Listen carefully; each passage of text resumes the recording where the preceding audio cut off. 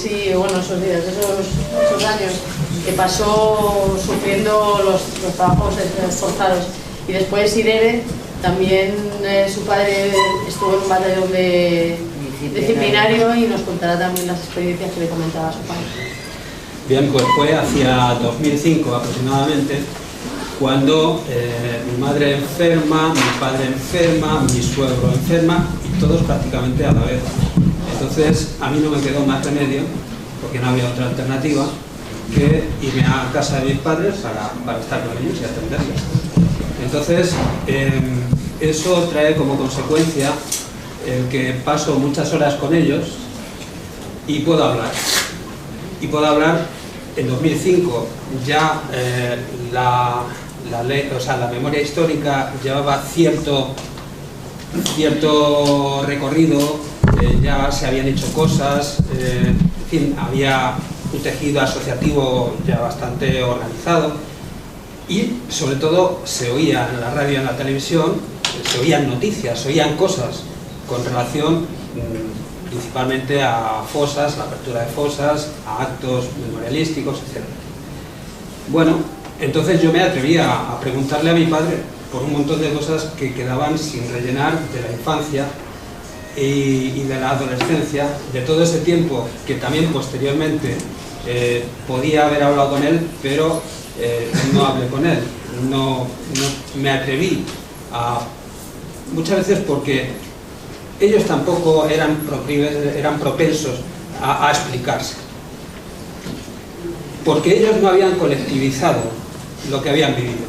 Ellos lo tenían como un problema personal, pero no tenían una red de amigos, de compañeros de entonces, no solamente del campo de trabajo, sino tampoco del frente, cuando estuvieron en el frente. Entonces había algún amigo disperso, uno aquí, otro en Toledo, otro, pero no se veían.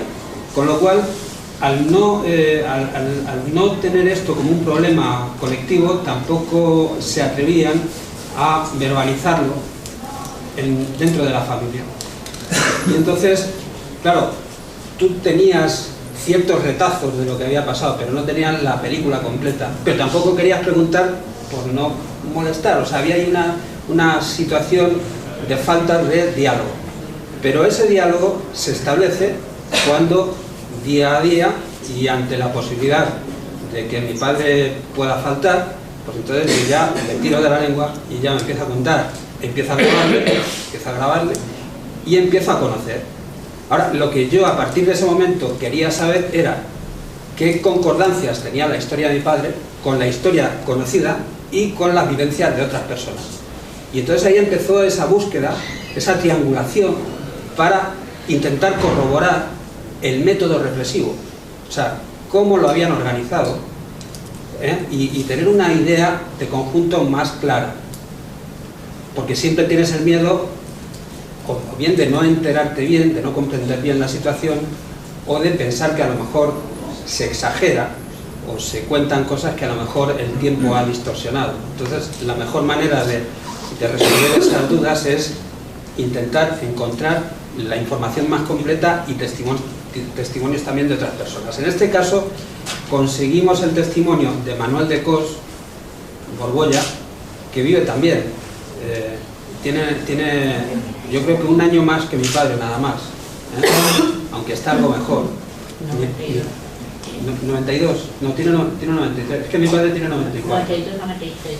Sí, bueno, tenían que ser de la quinta, porque además coincidieron en el colegio Miguel de Unamuno, que era el punto donde los clasificaban. En otra parte de este trabajo cuenta mi padre cómo tiene que salir corriendo de Miguel de Unamuno porque los encargados de la clasificación, los guardias, todos los que tienen el poder en ese momento, claro, están muy crecidos, y cualquier pequeño roce, encontronazo, o no guardar una fila, o no entregar un papel a tiempo, o lo que fuera, o no cumplir una orden inmediatamente, pues suponía pues un tortazo, 2, 5, y si te pasabas o si no les caías bien, pues una paliza.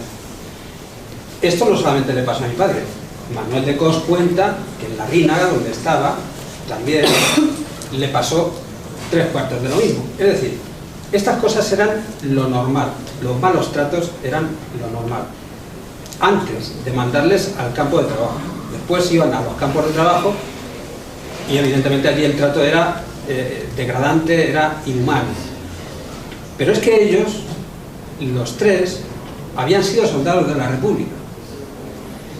Y hay una cosa que a mí me gustaría profundizar en ella porque me viene asaltando la duda.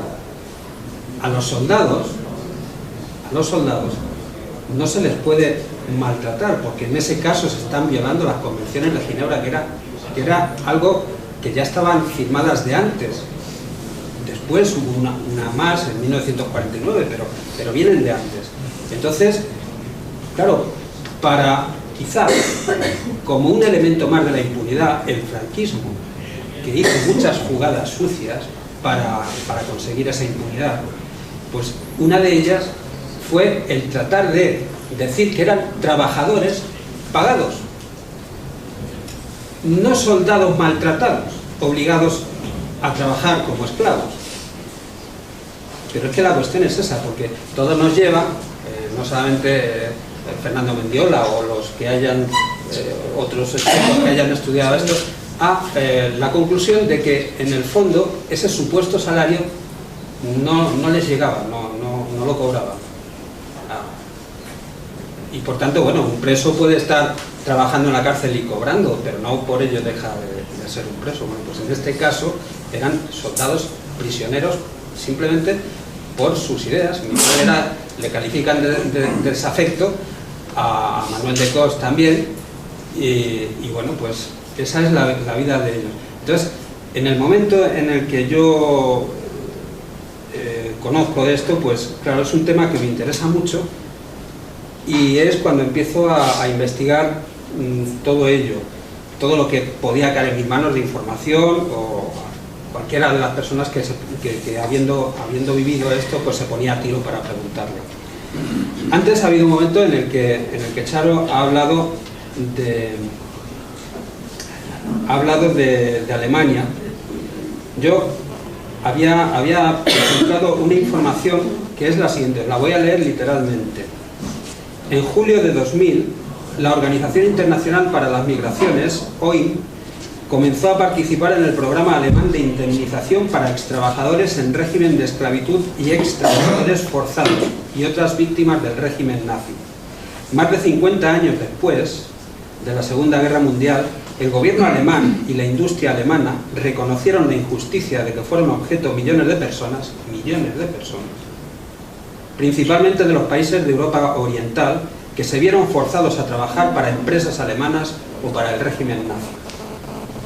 El preámbulo de la ley que dio lugar a la creación de la Fundación Memoria, Responsabilidad y Futuro reconoce que la injusticia cometida y el sufrimiento humano no podrán indemnizarse verdaderamente mediante pagos financieros, pero el fondo de la Fundación, por la suma de 10.000 millones de marcos alemanes, permitirá, por lo menos, una indemnización simbólica a las víctimas, al ser designada como una de las 7 organizaciones asociadas a la Fundación. La OIM participó en este empeño de carácter principalmente humanitario que dio lugar a la creación del Programa Alemán de Indemnización por Trabajos Forzados, GFLCP.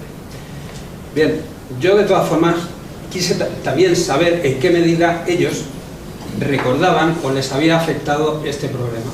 Y por eso hablé con psiquiatras y psicólogos. Hay alguna pincelada aquí.